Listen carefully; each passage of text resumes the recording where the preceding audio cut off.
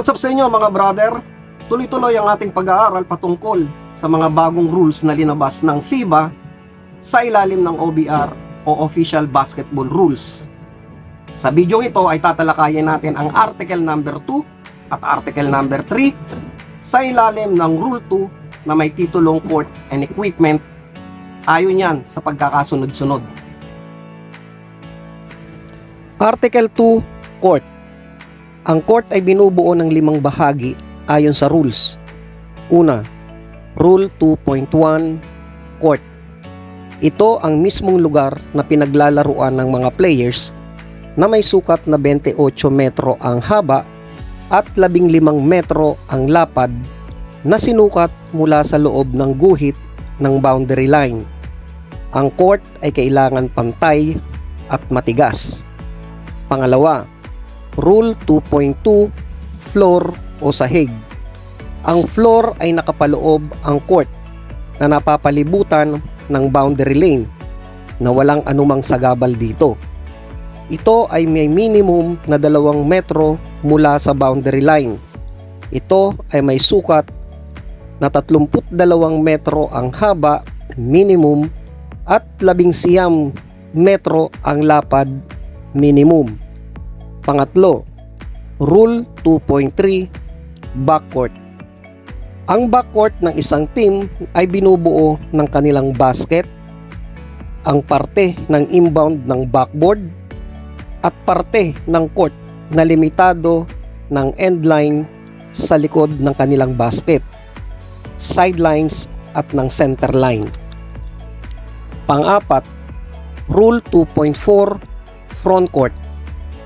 Ang frontcourt ng isang team ay binubuo ng basket ng kalaban, ang parte ng inbound ng backboard, at ang parte ng court na limitado ng endline sa likod ng basket ng kalaban, ang sidelines at loob na gilid ng center line malapit sa basket ng kalaban. At ang panglima, Rule 2.5, Lines o mga linya. Ang lahat ng mga linya ay kailangang magkakatulad ang kulay at minarkahan ng puti o isang magkatulad na kulay na may 5 sentimetro ang lapad at nakikita ng maliwanag.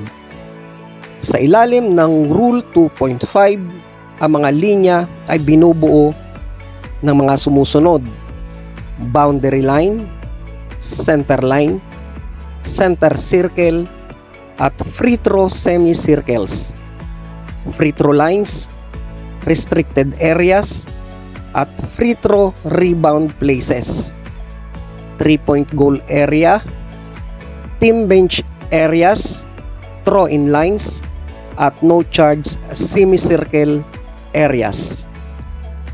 Article 3, Equipment. Ang mga sumusunod na equipment o mga kagamitan ay kinakailangan: backstop units na binubuo ng backboard, basket, ring at nets, backboard support kasama ang padding, bola, game clock, scoreboard, shot clock, stopwatch, score sheet, player head coach foul marker, team foul marker, alternating possession arrow, floor, court, at tamang liwanag ng mga ilaw. Ngayon, ano ang crucial sa mga rules na to na kailangan natin malaman? Kailangan natin malaman na ang boundary line ay hindi parte ng court at ang center line ay parte na tinatawag na backcourt. Basic lang, di ba mga brother? Pero ganun talaga, kailangan pa rin nating malaman yan. Ngayon natapos na natin ang Article number 2 at Article number 3 sa bagong labas ng rules ng FIBA. Plano ko pa rin tapusin yan hanggang Article number 50. Kaya tutok lang mga brother sa page na to. Like and share mo na rin ang video na to para ganahan naman akong mag-post ng mga bagong video. Love you mga brother. Peace out.